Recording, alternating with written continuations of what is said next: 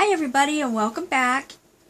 Got a special guest here. The love of my life, my husband Scott. Where? And I'm so happy hey. that he decided to sit here with me and do what I do best, chit chat. And torment me.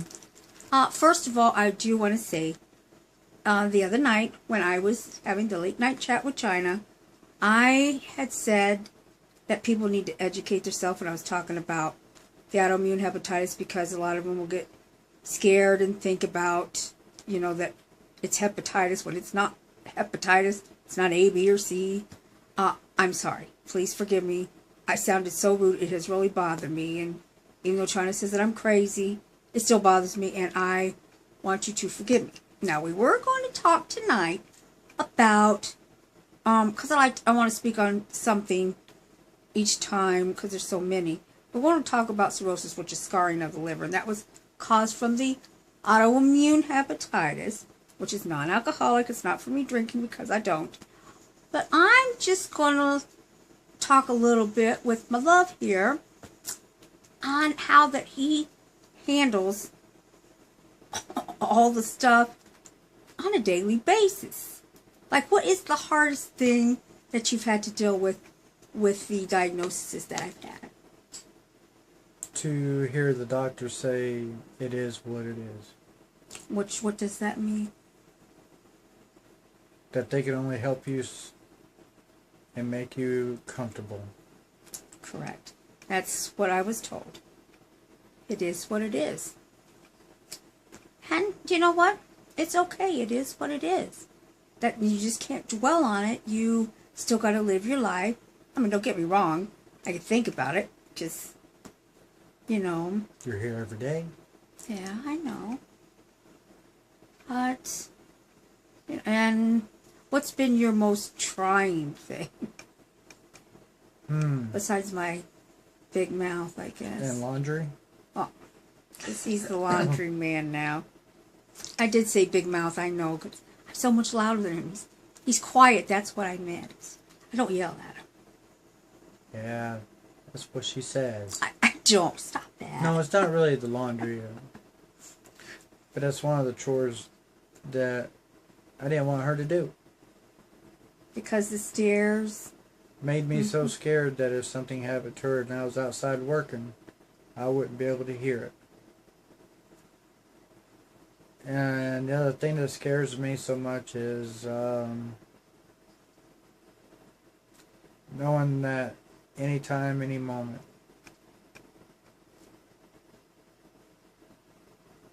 I think about it a lot more than I think she knows. And I care very deeply for her and I love her. She does torment me. Like she says, but it's my job. She's there to keep my blood pressure up, and she does a good, fine job at that. To keep his arteries clear. But she's made my spirit stronger. Aww. With God. And I try to pass that on to everybody that I run into.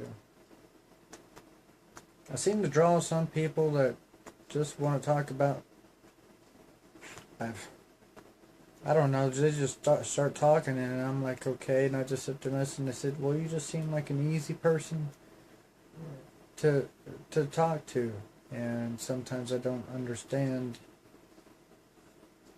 how that is or what it is that I portray. That Because you're gentle. You have a gentleness about you. And he gives the best hugs. Yeah. Always. I pride myself on my hugs. I've always been told to give very good hugs. He was a godsend.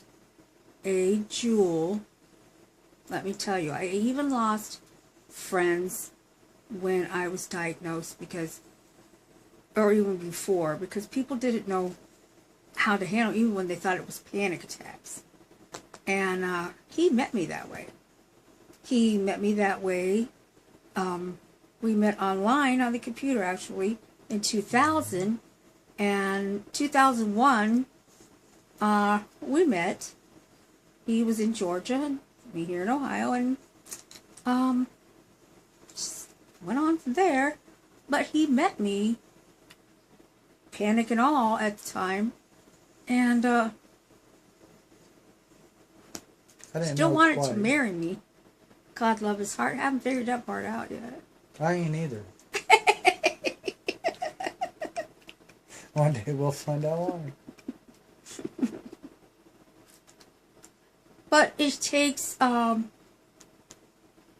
I said, it takes someone that has to be God sent to deal with you. And I mean it. This man has been through so much, and the care that he's given me. And I mean, even when I was at the Cleveland Clinic for the weeks that I were there, he took care of me in my room. Not the AIDS. I mean, the bathroom part, and it wasn't in the bathroom. I'm trying to say that as nice as I can. The porta potty. And Potty chair. bathing, and I didn't even want him out of my room because I felt safe when he was there. And he would try to leave and run downstairs, even if it was to get fresh air. Or smoke a cigarette. I would call him, please come back. I'll tell you one thing. You think you hot box a cigarette in school? I beat them. Tell him he shouldn't have been smoking them things anyways. That's right? true. So true. But I wasn't ever very far away. I made sure I was, if she called me, I'd turn around and came back. I learned how to walk real fast. Real fast. Because you used to see me when we go to her doctor's appointments now. He runs. But I'm in the wheelchair, so it's a cool breeze. I need to get an air horn, so I'm scared the Jesus out of people that we pass by. I think that would be fun to have. See how high they can jump. Anything you want to say, honey? About anything? Well, I do know that she is, gave me a light. Or shall I say, shown me the light of the Lord. There was one instance in ICU that I remember very vividly. And that was a gentleman that came in that day. Yeah. Started coding. And the only difference between us and them was that curtain. And I tell you what, hearing all them nurses and all those machines going and them trying to do whatever,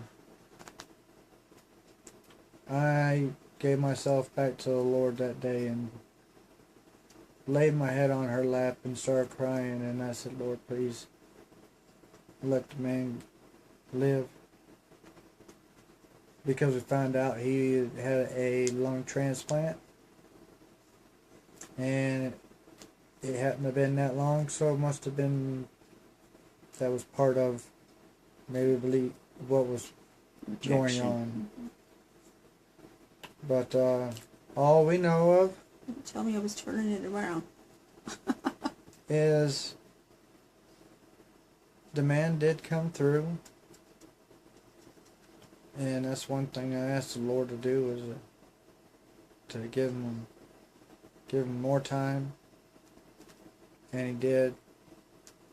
And by doing so, that also showed it. I think it was his way of answering my question, which was to show me the faith in himself, that he is there always when we least expect it. So sometimes even when there's a person I walk by or somebody in the store, you never know who that person is or who that person's for. Could it be an angel in disguise to see if we're going to really help them or just pass them by. So because of all of this, I've had a lot happen to me in the past 6 years that has questioned my faith, and then in return answered my calling when I needed it the most. And because of that, it's also showed me to give my wife that concern and that love and compassion as much as I possibly can, and to let her know that I'm always there beside her, even though we might make some really stupid jokes, but we laugh about it. But we get it, and we laugh, whether nobody else gets it. And sometimes it could be just something really stupid. Yeah, but it's still funny. Yeah, I don't know why. We just start laughing. But they do say laughter's the best medicine in the world. And we do a lot of that. Yeah, and she does do an awful lot of blood pressure work on me. But by aggravating me. But I don't know what I'd do without her. He thought he better throw that part in after he just said that I aggravate.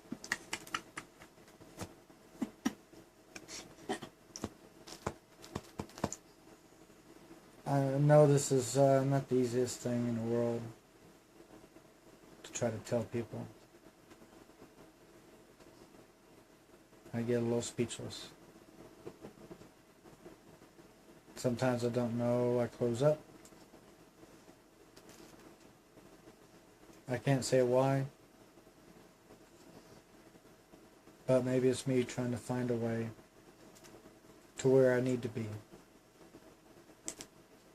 I hope this video has helped you out with anything that you might have, unless she has some more questions she'd like to ask me. And if you have any questions,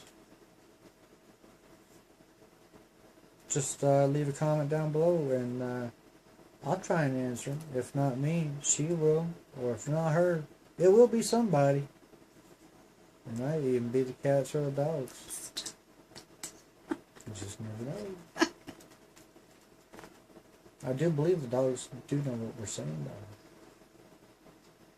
So I told the dog earlier today, you want to come in for a biscuit? She just sat out there. And then all of a sudden I said, hey, if you come in, you can have what you want. And by golly, she got up and came right in the house because she wanted that B-O-N-E. That's our big lab, and she's a big girl. A very big girl. Yes. Mm-hmm. Mm-hmm. But who's to blame? Yeah, I thought he was going to point at me. That's not true. Yeah, I wasn't going to go that way. No. No, it's not. I wasn't going to go that way. I was going to go this way. But we're glad that you stopped by to view this. It's been a little weekend. I'm always happy. She was just a little sore, queasy in the belly. So don't really know what I'm going to say. Okay. So I am going to, unless you got something else you want to say? Nope. I'm going to say God bless. And until next time, and if I don't see you here on YouTube, hope to see you in heaven, in case the Lord's done come back for his children. Bye-bye.